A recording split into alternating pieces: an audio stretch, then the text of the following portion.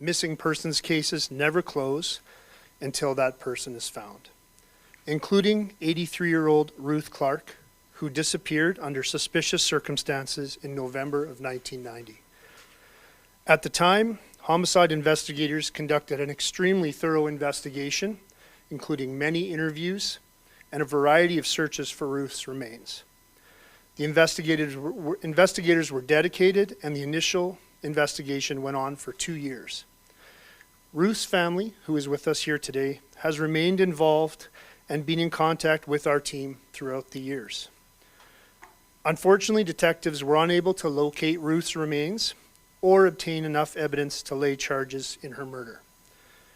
Recent developments in the investigation have given us insight into the possible location of Ruth's remains. Her body is believed to have been hidden in a rural area less than an hour north of St. Albert, on a farmstead where trails lead through brush to 2 old hand-dug water wells. The wells are up to 50 to 60 feet deep, one lined with wood and the other lined with brick. One or both wells may be filled and or covered with brush or debris and may be partially collapsed. Ruth's remains are believed to have been placed into the wood-lined well.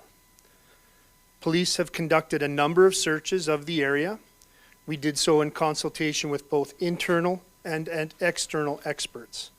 So far, we have been unsuccessful in locating Ruth. That's why we are now appealing to the public, in particular landowners and people familiar with the areas in question, to check their land, talk to their parents, their grandparents, or family historians. We understand there may be many wells that match this description. However, given our past searches, we know these wells are very challenging to locate.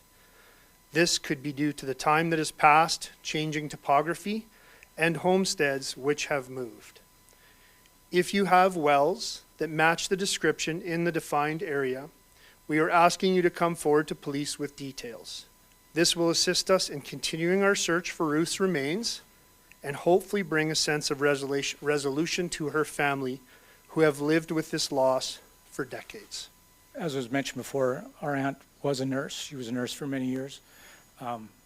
And she was a very caring, compassionate person. Always a very sweet lady, quite shy.